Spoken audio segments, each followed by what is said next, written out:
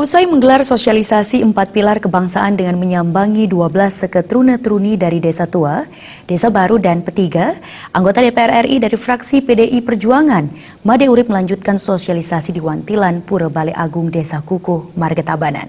Sosialisasi juga diikuti 12 seket truna-truni sedesa Kukuh.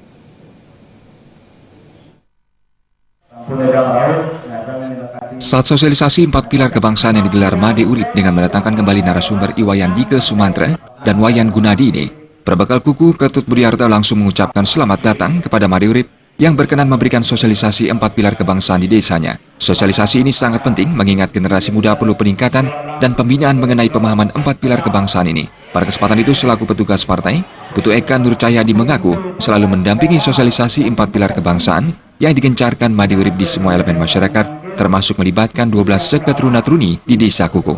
Generasi muda juga harus sepakat untuk terus menjaga persatuan dan kesatuan bangsa. Usai sosialisasi, Ketua STT Banjar Munggal, Putu Lanok Sudiarta mengakui penerapan sosialisasi 4 pilar kebangsaan sangat positif bagi generasi muda.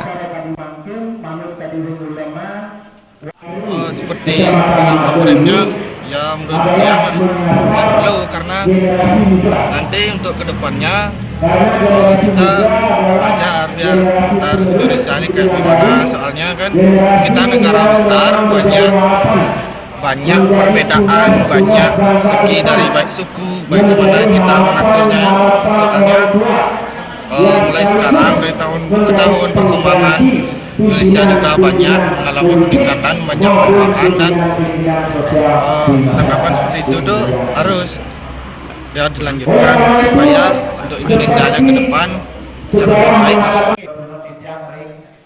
Ditambahkan anggota Karang Taruna Desa Kukuh, Kadek Yoga Pramarta, menyatakan sosialisasi 4 pilar kebangsaan yang dilakukan Made Urip sangat bermanfaat di tengah kondisi bangsa saat ini.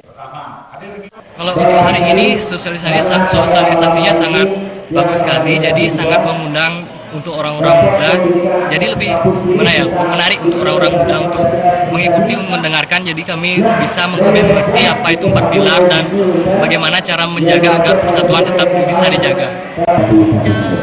Sosialisasi dari Pak Made Urip tentang 4 pilar ini sangat berguna untuk generasi muda saat ini dan bisa membangun rasa nasionalisme yang lebih tinggi untuk ke depan.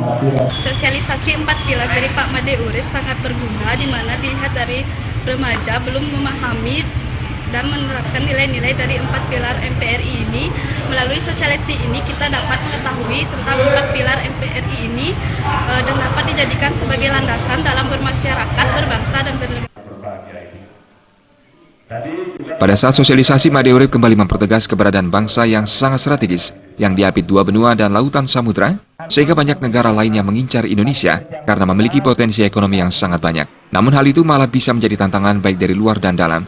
Karena itu Made Urip mengatakan, Pancasila menjadi harga mati bangsa yang tidak boleh ditawar lagi.